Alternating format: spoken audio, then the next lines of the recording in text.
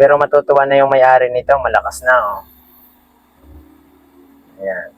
Mag-upload din ito maya-maya pag natuyo na yung pinakang nozzle niyan. Testingin nga natin. Ayan. Kahit ito daw. Pero okay naman ah. Pero kailangan ng kaunting linis nito mga ka-LPG. Ayan oh. Tumataas ang apoy niya. Kailangan nating linisin to. Babaklasin natin ito dito. Baklasin na natin mga ka-LPG. Okay? Dalawang tornilyo lang ito mga ka-LPG. Ito lang. Ayan. Hindi naman siya totally barado. Kailangan lang siya ng konting linis. Gabi na natin ginawa sa mga ka-LPG dahil nagdi-deliver din tayo pag-araw mga ka-LPG. Kaya ito, ngayong gabi ko na lang gagawin kasi grabe mga ka-LPG oh. Ang dumi pala kaya ganito pala yung itsura niya. Brasin natin. Ang dumi.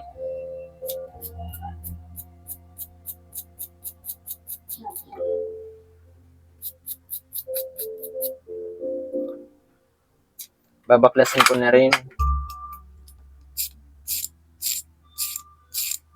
Nilagyan siya ng tiplon. Ayan, ang dumi na pala nito mga ka-LPG oh.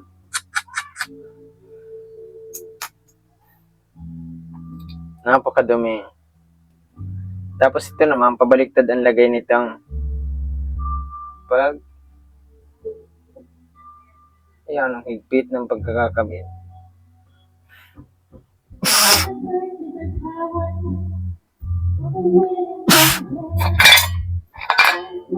Ang dumi nito mga ka-LPG. Maganda sana ito hugasan.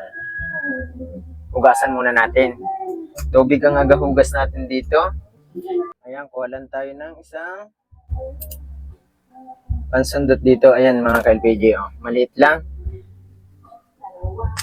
Ayan. Nahugasan na nga pala natin to. Itong maliit na.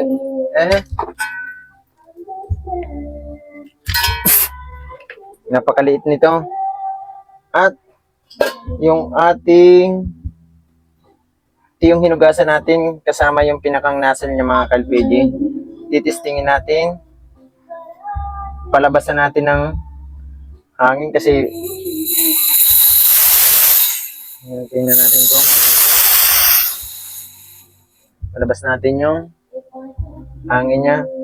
At ito ilalagay din natin kung sakaling hindi na siya barado.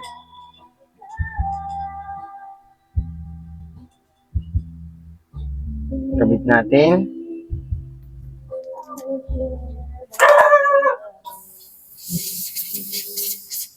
Ayan o. Hindi na mga ka-LPG. Ang pinansundot ko lang mga ka-LPG ay yung maliit lang ito sa steel brass. Pwede yan, kasyang-kasya dyan yan. Okay, maliit lang kasi ang butas nito. Surein lang natin. Ayan. Okay. And then, higpitan na natin ito mga ka-LPG.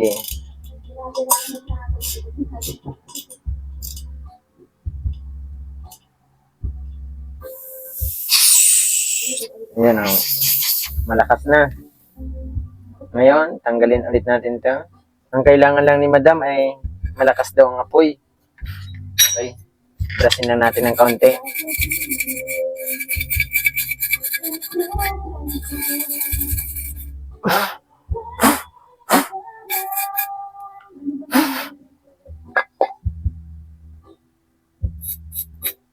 Ayan o.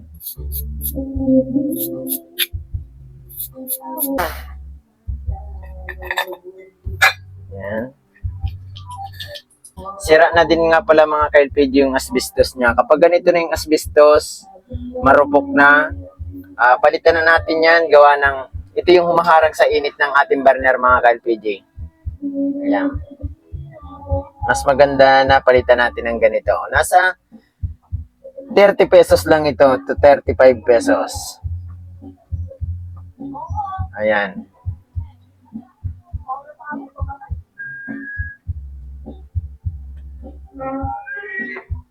Sana hindi tayo mabigo. Dalawang tornilyo, ganun pa rin ang pagbalik mga ka-LPG.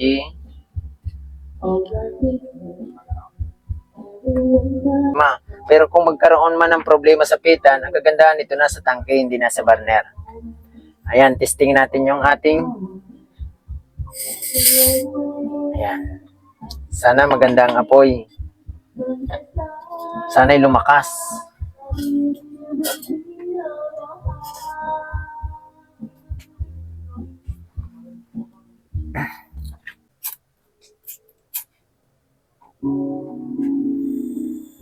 Mablo din yan mga ka-LPG, gawa ng basa pa yung nasa loob ng pinakang na nipple nito eh. Pinakang nasin niya. Pero grabing lakas kumpara doon sa kanina oh. Ayan, itudo natin oh. Lakas talaga. Ayan, mag-upload din yan maya-maya. Pero matutuwa na yung may-ari nito, malakas na oh.